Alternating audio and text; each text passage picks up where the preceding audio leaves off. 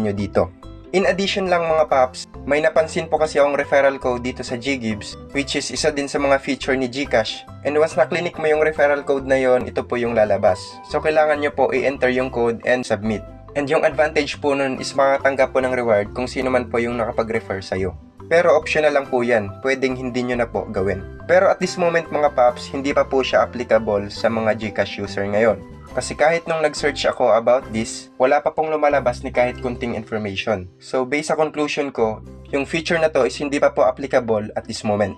So need lang po natin maghintay for further updates. And yun lang naman po yung gusto kong i-share about this. And siguro po hanggang dito na lang ang video na ito. Sana kahit papano is nakapag-share ako ng mga useful information. And once again, hanggang dito na lang. Have a nice day. Thank you and goodbye.